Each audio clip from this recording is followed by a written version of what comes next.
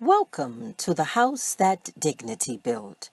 I'm Dr. Dainty Glover Jones, and I am honored that you are listening to the 2016-2017 series called The Sum of Peace.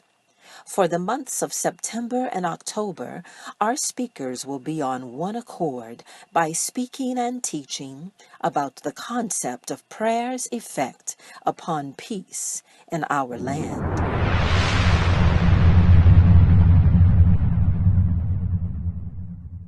Everyone wants peace.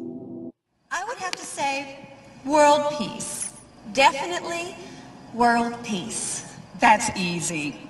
World peace. World peace.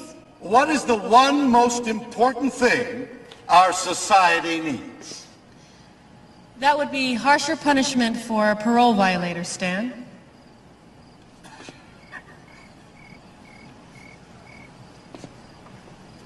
And world peace. As most people know, the stereotypical response to most beauty pageant questions is world peace. This signifies the most generic, safe, politically correct answer one can give. Why? Because everyone wants peace. Though the clip from the movie Miss Congeniality is meant to be humorous, it offers a true glimpse into what most people desire. Most people believe that the one thing the world is lacking is peace. They draw upon the general view of the world as one rife with violence, turbulence, disturbance, chaos, and confusion. Moreover, so many face their own inner turmoil and frustration in their quest for peace. For whatever reason, peace as an answer to the world's problems seems to quell many people's apprehension about the state of the world and tends to produce warm, fuzzy feelings, making people hopeful, if only for a split second, that world peace is an attainable goal. As reflected in the clip, the masses accept no other answer to the question, what is the most important thing our society needs? This ideal of world peace provides a basis for people and nations to willingly cooperate, either voluntarily or by virtue of a system of governance that prevents warfare. But with so many people perpetuating that peace is what the world needs, why is it so difficult to achieve? I mean, if everyone wants peace in the world, why does so much turbulence, war, confusion, and chaos still ensue? For the sake of clarity, the peace that we are referring to can be defined as the freedom from or cessation of war or violence. Whether peace between nations, peace within a nation, or peace within a city or town, or even within an individual. Peace in a society would be when everyone lives in safety, without fear or threat of violence, and no form of violence is tolerated. In light of the recent cases surrounding police brutality and mass shootings in the U.S., many are calling for peace. Everyone, from the Black Lives Matter movement to celebrities, politicians, the police, and all those who chant all lives matter, all are seeking the same thing: freedom from violence that ultimately leads to fear or the threat of more violence. Everyone wants peace. Yes, everyone wants peace, but how can it be obtained?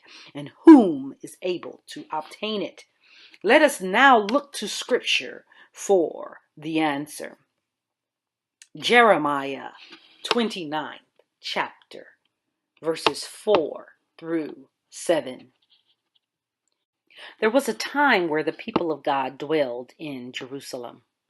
Jerusalem, the name itself means city of peace. But through a series of events and war, the Babylonian king, Nebuchadnezzar, succeeded in overthrowing their kingdom and taking the people of God captive into Babylon. Jeremiah 29, the 4th verse. Thus saith the Lord of hosts, the God of Israel, unto all that are carried away captives, whom I have caused to be carried away from Jerusalem unto Babylon. Here Israel was being taken away from Jerusalem, the city of peace, to Babylon. Now, to understand Babylon, one must first know Babylon's beginnings. Babylon was founded by Nimrod, as outlined in Genesis, the 10th chapter. Nimrod developed the world's first organized system of idolatry, which God condemned. Babylon's origins began with the Tower of Babel. It is here where God changed the languages of people and ultimately scattered them, resulting in the different nations. Like the phrase Babylon, Babylon would ultimately become synonymous with confusion, chaos, and everything but peace. In essence, while there was unity among all the people engaged in building the Tower of Babel, because they were united against God, there was no peace. As Isaiah 48:22 clearly records, there is no peace unto the wicked. They wanted to make a name for themselves and were in direct opposition to God. So God confounded their languages and scattered them. They were conspiring in wickedness, and this was the beginning of nations rising against nations. There was no peace. Eventually, Babylon would become symbolic for wickedness and a culture seen as contemptuous or dismissive term for aspects of a society seen as degenerate or oppressive. This is the place where God's people were taken captive, a land distinctly opposite from Jerusalem, the city of peace. And the people of God were to settle in this place, Babylon, the place of their captivity for the long haul. Jeremiah 29:5-6. Build ye houses and dwell in them, and plant gardens and eat the fruit of them. Take ye wives and beget sons and daughters, and take wives for your sons, and give your daughters to husbands, that they may bear sons and daughters, that ye may be increased there, and not diminished. These two verses denote that Israel would spend a lengthy time in the city of wickedness, the city of unrest, the city of confusion, the city of chaos, Babylon, the opposite of peace. They were to settle into a period of unrest and disturbance, as nothing would bring peace. God foretold that his people would have to endure this bitter treatment for 70 years because of their own wicked deeds. Then God would deliver them and let them return to Jerusalem. So God put his people in a situation where they were no longer at peace. They were no longer in the city of peace. But isn't this the backdrop where the desire for peace is usually birthed? Much like many of us today, the situations we face in the world, wars, police brutality, murder, bloodshed, poverty, it ignites a desire for peace. This is what makes the beauty pageant answer, world peace, such a unifying theme. When the world is in chaos, confusion, wickedness, and unrest, everyone wants peace. Yet during the period of captivity, God, having placed his people in a city where there was no peace and where peace was desired, gave his people a charge. Jeremiah 29:7. And seek the peace of the city whither I have caused you to be carried away captives, and pray unto the Lord for it. For in the peace thereof shall ye have peace. Notice who God gave the charge to. Israel, the people of God, were charged by God to seek the peace of the city, to communicate with him regarding peace for the nation who at one time sought to become independent of God. It now needed God's peace. The people of God had been sent on assignment to pray for this city, Babylon, where they had been carried away captive. They were to pray for the city that was symbolic of confusion, chaos, unrest, wickedness, the opposite of peace. Why? Because everyone wants peace, and the people of God were the only ones who could obtain it.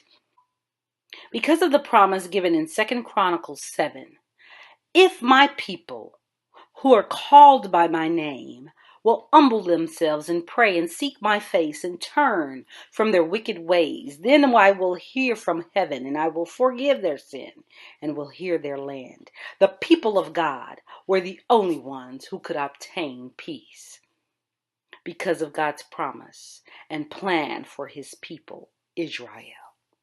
Like Babylon, our world is full of violence, and our daily lives can be marred by conflict, disturbance, and turmoil.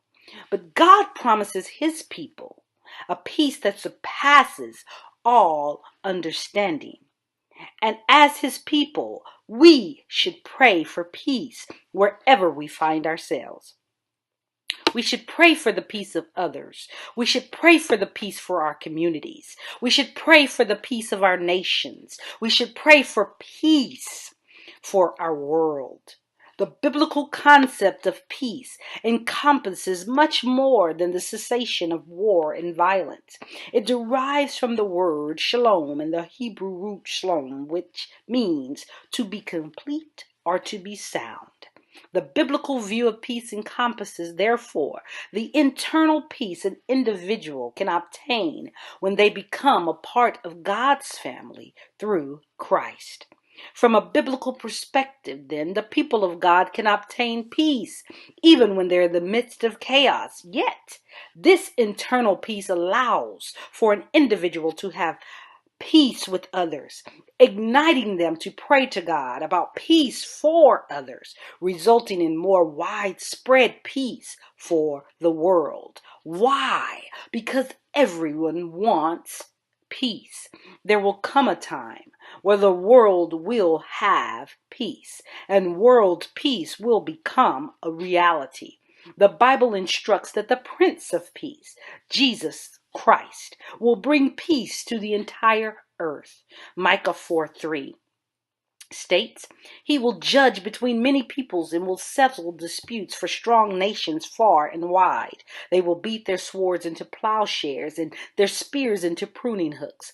Nation will not take up a sword against nation, nor will they train for war anymore. So until the Prince of Peace brings peace on earth, God's people must pray for peace. Shalom.